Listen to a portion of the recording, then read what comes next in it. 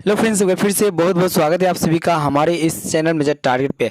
तो फ्रेंड्स, आज हम लोग लेके आए क्लास 10 एग्जाम 2021 के लिए सामाजिक विज्ञान सोशल साइंस का मोस्ट वीवीआई ऑब्जेक्टिव क्वेश्चंस का पार्ट 3 को लेके आए। इस पार्ट 3 में जितने भी वीवीआई ऑब्जेक्टिव क्वेश्चंस को लेके आए सभी क्वेश्चंस आपके प्रीवियस ईयर में बार बार मैट्रिक के बोर्ड परीक्षा में पूछे गए। और अगर आप 2021 में मैट्रिक के बोर्ड परीक्षा देने वाले हैं तो इस वीडियो का देख लेते हैं शुरू से लेकर अंत तक। तो आपके मैट्रिक बोर्ड परीक्षा में आपसे एक भी क्वेश्चन नहीं छूटेगा। और आप जो है वीवीआई ऑब्जेक्टिव क्वेश्चंस यानी कि सामाजिक विज्ञान सोशल साइंस का वीवीआई ऑब्जेक्टिव क्वेश्चंस के सभी पार्ट्स को जरूर देखिए ताकि आपके मैट्रिक बोर्ड परीक्षा में आपसे एक भी क्वेश्चन ना छूट सके और आप 2021 के मैट्रिक बोर्ड परीक्षा में अच्छे से अच्छे मार्क्स ला सके। तो वीडियो को आप शुरू से लेकर अंत तक जरूर देखना। ये वीडियो आपके लिए आपके एग्जाम्स के लिए काफ़ी इंपॉर्टेंट है। इसके क्वेश्चन को अच्छी तरह से देखिए, अच्छी तरह से समझिए ताकि आपको किसी भी तरह का परेशानी ना हो आपके एग्जाम्स में और आप अच्छे से एग्जाम दे सके। तो चलिए दोस्तों, जल्दी से आप वीडियो को लाइक कर दीजिए। अगर आप उससे पहले मेरे चैनल पर नए हैं तो चैनल को सब्सक्राइब कर देना, साथ ही बेल आइकन को प्रेस कर देना ताकि इसी तरह के और भी वीडियो आपको जो है हमारे इस यूट्यूब चैनल मेजर टारगेट पे मिल जाएगा। आप जरूर बताना कि इनमें से आपको जो है पहले से कितने क्वेश्चंस मालूम था।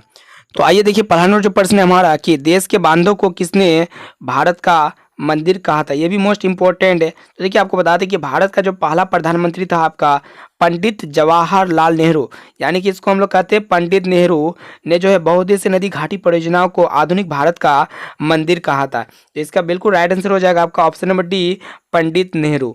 अब आइए अगला प्रश्न को देखिए कि यहाँ पे है कि कुल जल का कितना प्रतिशत भाग महासागरों में निहित है। तो देखिए, आपको पता होगा कि पृथ्वी का 71% जो भाग है ये आपका जल से पूरा भरा हुआ है, ठीक है।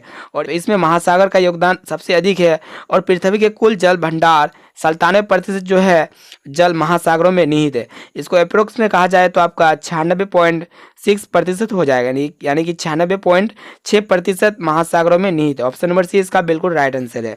अब आइए देखिए अगला प्रश्न देखिए कि भारत का सबसे बड़ा जूट उत्पादक राज्य कौन सा है। ये भी मोस्ट इंपॉर्टेंट है। तो देखिए, भारत का पश्चिमी बंगाल सबसे बड़ा जूट उत्पादक है और आपको बता दें कि भारत दुनिया भर में सबसे अधिक जूट उत्पादन करने वाला देश है और लगभग जो है 60% जूट का उत्पादन भारत में ही होता है। राइट आंसर हो जाएगा आपका पश्चिमी बंगाल। ऑप्शन नंबर ए इसका बिल्कुल राइट आंसर है। अब आइए अगला प्रश्न देखिए कि निम्नलिखित में खरीफ फसल कौन है। तो आपको बता दें कि खरीफ फसल के मुख्य उदाहरण धान, मक्का, सोयाबीन, जूट हो गया, आपका चावल हो गया और आपको इसका राइट आंसर हो जाएगा आपका ऑप्शन नंबर सी, चावल। बिल्कुल इसका सही आंसर है। और आपको बता दें कि आपके एग्जाम्स में इस तरह की प्रकार भी क्वेश्चन पूछे जा सकते हैं कि खरीफ फसल की जो है बुआई कब की जाती है, यानी कि कौन से महीने में खरीफ फसल की बुआई की जाती है। तो इसका बुआई जो है जून से जुलाई के महीने में कराई जाती है बुआई और इसका कटाई जो कराई जाती है आपका नवंबर से दिसंबर में इसको काट ली जाती है। अब आइए अगला प्रश्न की ओर देखिए। अगला प्रश्न है कि पक्की सड़कों की लंबाई की दृष्टि से प्रथम स्थान पर कौन सा राज्य है। ये भी मोस्ट इंपॉर्टेंट है। तो देखिए, पक्की सड़कों की लंबाई की दृष्टि से जो महाराष्ट्र जो है प्रथम स्थान पर है, यानी कि ऑप्शन नंबर बी इसका राइट आंसर हो जाएगा बिल्कुल। अब आइए अगला प्रश्न देखिए, हमारा जो चैनल प्रश्न है कि निम्नलिखित में कौन सड़कों का एक वर्ग नहीं है।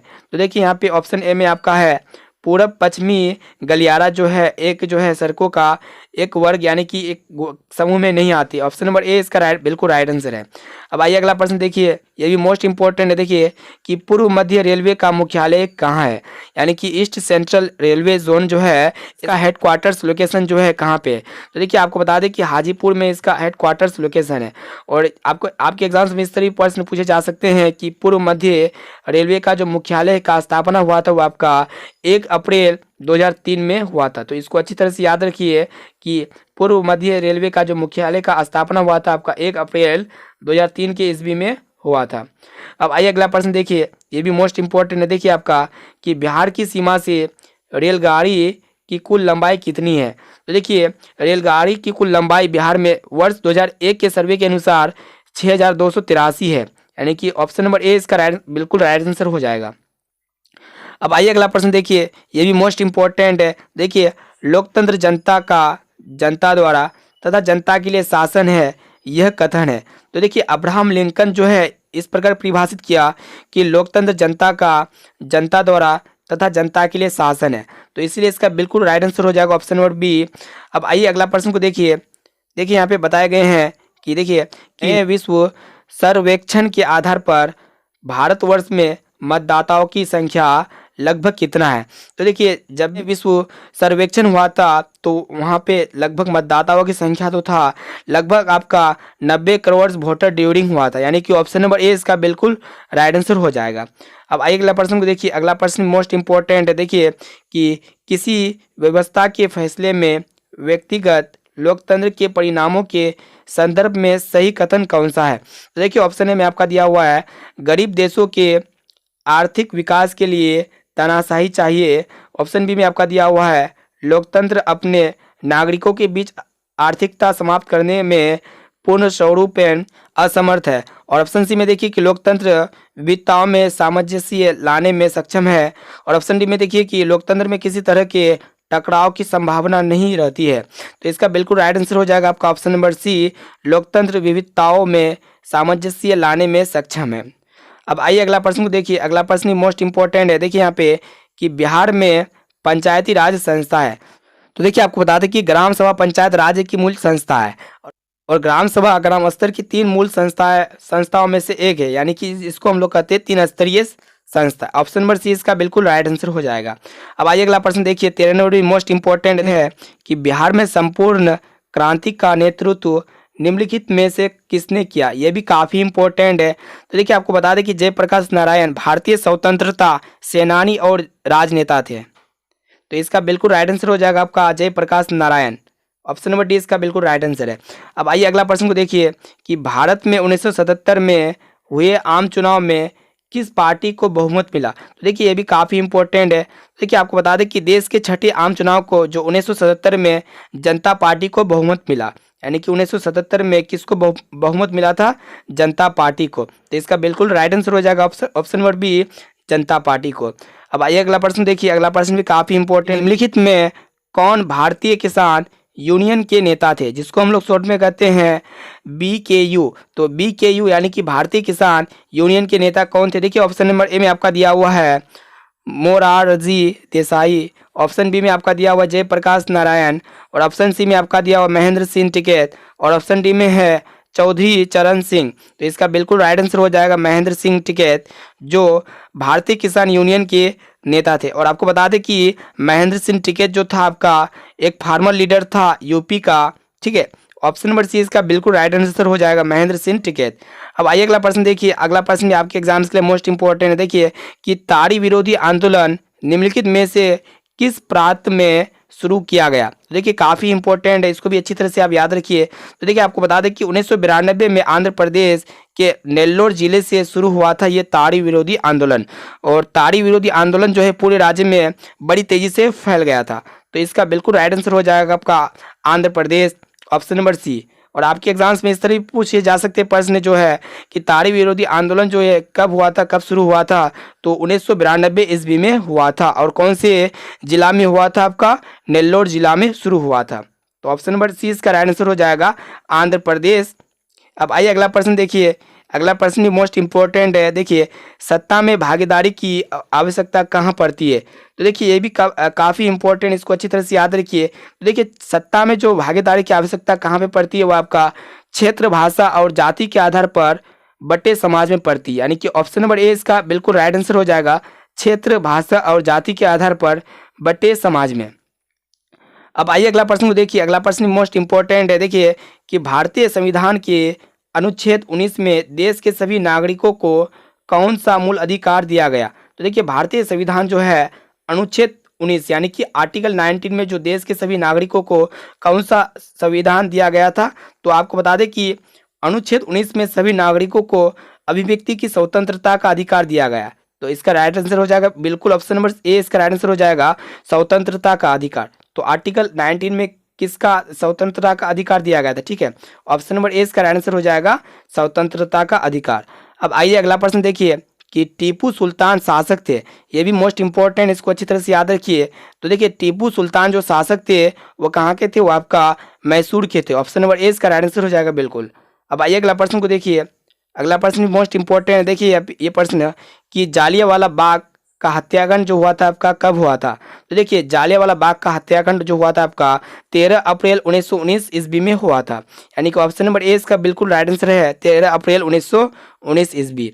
अब आइए अगला प्रश्न को देखिए कि कि संघीय व्यवस्था में सरकार होती है। तो देखिए संघीय व्यवस्था में जो सरकार होती है वो आपका बहुदलीय होती है। तो इसका राइट आंसर हो जाएगा आपका ऑप्शन नंबर सी, बिल्कुल राइट सही आंसर है। अब अगला प्रश्न देखिए, अगला प्रश्न मोस्ट इंपॉर्टेंट है। देखिए कि भारत में किस राज्य का प्रति व्यक्ति आय सर्वाधिक है। तो देखिए आपको बता दें कि देश में गोवा और दिल्ली के चंडीगढ़ की प्रति व्यक्ति आय जो है सबसे ज़्यादा है।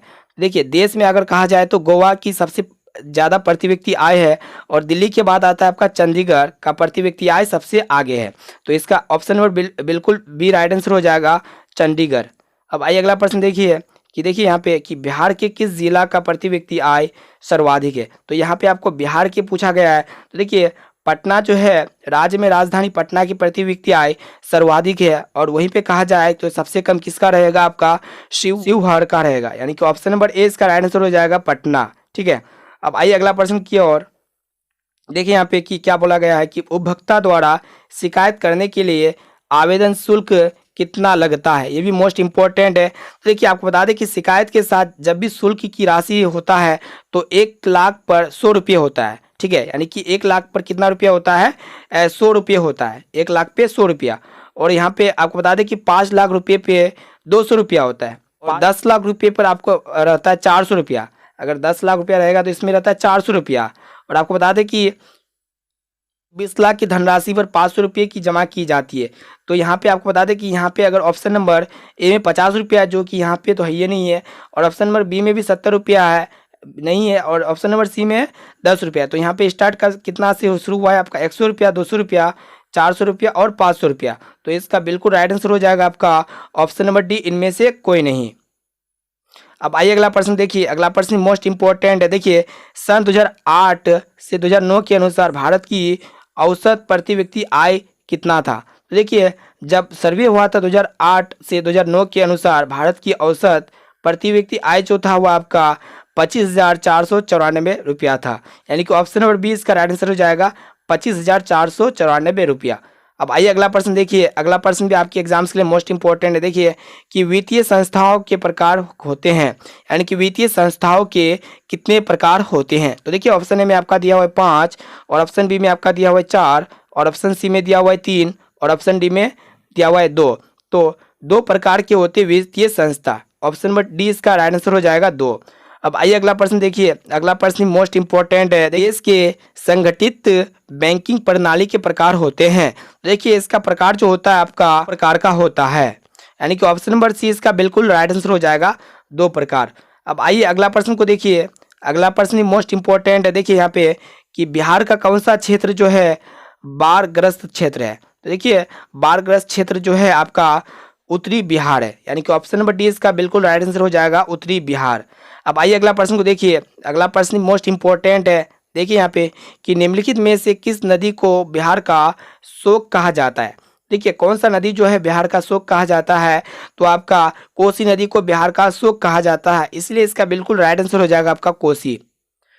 अब आइए अगला प्रश्न को देखिए, अगला प्रश्न मोस्ट इंपॉर्टेंट है। देखिए यहाँ पे कि महासागर की तली पर होने वाले कंपन को किस नाम से जाना जाता है। तो इसको भी अच्छी तरह से आप याद रखिए, जब भी महासागर की तली पर जो कंपन होता है उसे हम जानते हैं सुनामी के नाम से, यानी कि ऑप्शन नंबर सी इसका बिल्कुल राइट आंसर हो जाएगा। आइए अगला प्रश्न की ओर।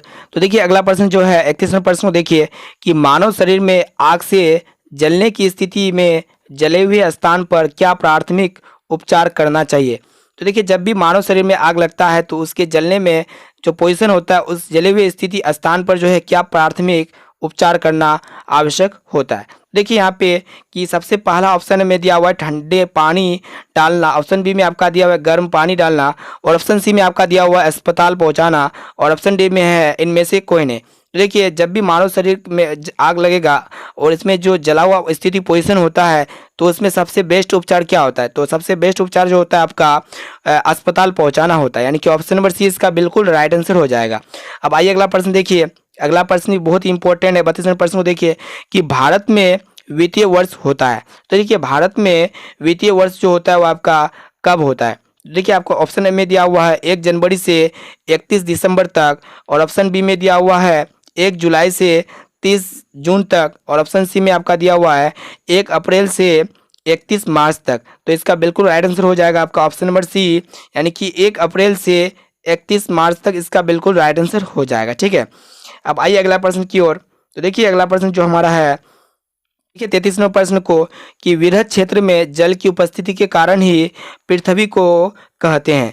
देखिए काफ़ी इंपॉर्टेंट है और बहुत ही सिंपल है। तो देखिए वृहद क्षेत्र में जो जल की उपस्थिति के कारण ही पृथ्वी को क्या कहते हैं। ऑप्शन ए में आपका दिया हुआ है उजला ग्रह, और ऑप्शन बी में आपका दिया हुआ है नीला ग्रह, और ऑप्शन सी में आपका दिया हुआ है लाल ग्रह, और ऑप्शन डी में आपका दिया हुआ है हरा ग्रह। तो देखिए इसका बिल्कुल राइट आंसर हो जाएगा आपका ऑप्शन नंबर बी, यानी कि नीला ग्रह कहते हैं। अब आइए अगला प्रश्न देखिए, अगला प्रश्न मोस्ट इंपॉर्टेंट है। देखिए यहाँ पे कि सूचना का अधिकार अधिनियम कानून लागू कब हुआ था। ये भी बहुत ही इंपॉर्टेंट क्वेश्चन है, इसको अच्छी तरह से आप याद रखिए। तो देखिए ऑप्शन ए में आपका दिया हुआ है 2004 में, और ऑप्शन बी में है 2005, और ऑप्शन सी में आपका दिया हुआ है 2006, और ऑप्शन डी में है 2007। तो इसका बिल्कुल राइट आंसर हो जाएगा आपका 2005 में जो है सूचना का अधिकार अधिनियम कानून जो है लागू हुआ था। अब आइए अगला प्रश्न क्यों, देखिए अगला प्रश्न मोस्ट इंपॉर्टेंट है। देखिए यहाँ पे कि वर्तमान में नेपाल की शासन प्रणाली क्या है, ये भी मोस्ट इंपॉर्टेंट है। तो देखिए आपका लोकतंत्र जो है वर्तमान में नेपाल की शासन प्रणाली है, यानी कि ऑप्शन नंबर ए इसका बिल्कुल राइट आंसर हो जाएगा। अब आइए अगला अंतिम प्रश्न देखिए। देखिए यहाँ पे क्या बताया गया है कि राजनीतिक दलों की मान्यता और उसका चिन्ह किसके द्वारा प्रदान किया जाता है। तो देखिए आपका निर्वाचन आयोग जो है राजनीतिक दलों की मान्यता और उसका चिन्ह प्रदान किया जाता है, यानी कि ऑप्शन नंबर सी इसका बिल्कुल राइट आंसर हो जाएगा निर्वाचन आयोग। फ्रेंड्स अगर आपको इसका पीडीएफ प्राप्त करना है तो जल्दी से हमारे टेलीग्राम ग्रुप को ज्वाइन कर लीजिए। इसी वीडियो की डिस्क्रिप्शन आपको जो है टेलीग्राम ग्रुप का लिंक मिल जाएगा, वहाँ पे जाके जल्दी से टेलीग्राम ग्रुप को ज्वाइन कर लीजिए। वहाँ पे आपको टेलीग्राम ग्रुप पे जो है फ्री में पीडीएफ प्रोवाइड कर दिए जाएंगे। बस आप जो है या फिर हमारे व्हाट्सएप ग्रुप को भी ज्वाइन कर सकते हैं, वहाँ पर भी आपको जो है पीडीएफ प्रोवाइड कर दिए जाएंगे।